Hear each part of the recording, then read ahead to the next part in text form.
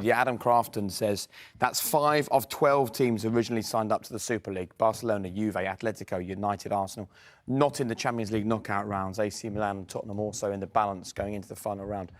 Part of me thinks that's wonderful karma. But at the same time, you start to worry that if these big teams are not playing regularly in the Champions League, getting into the knockout stages, it almost strengthens their resolve to keep on going with this Super League plan, you know. Yeah, well, it definitely scares them because obviously financially it weighs heavy on them, and they lose out, and that's a reason for them. They don't want that jeopardy at all. They want that guarantee of certain financial muscle that they're going to have by staying in the competition all the time. No relegations, no going out and going into a different tournament or going out completely. So this is where it's at. But again, I agree with that. Karma, it always plays a part at some point, and it seems like it's taken that this time.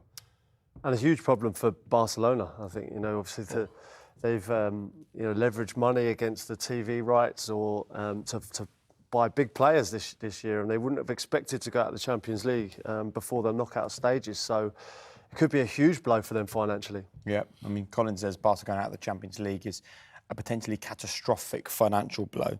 And Fentu goes one further and says, reports claim Barcelona's budgeted to reach at least the quarter-finals of the Champions League.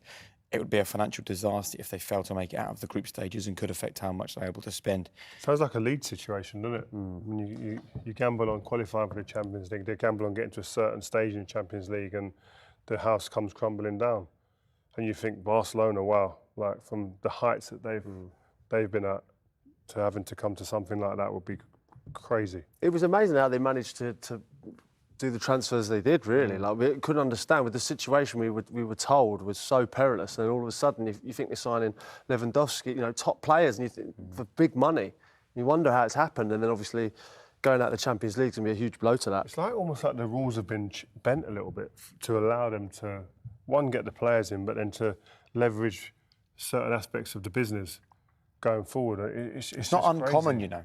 It's not uncommon, no. I mean, a number of clubs are doing it, including smaller clubs in lesser leagues than the Champions League and lesser clubs than Barcelona. In England? Yeah, some of them are doing it, yeah. I read a report that Norwich might have done it. Is it? Yeah. Wow. Yeah. Because you're trying to compete, and that's the problem, you know. But then it becomes massively unhealthy for football. Barca need to back Javi. You can see the progress. Sacking him would just put us back 2 or 3 years, says Zach Kajama 8. It's almost like, can you judge Xavi given all of the off-field problems that are going on as well? Do you know what I mean? Can you judge him as a coach in this era of his management period at Barcelona because of the pressures that surrounded him off of the pitch?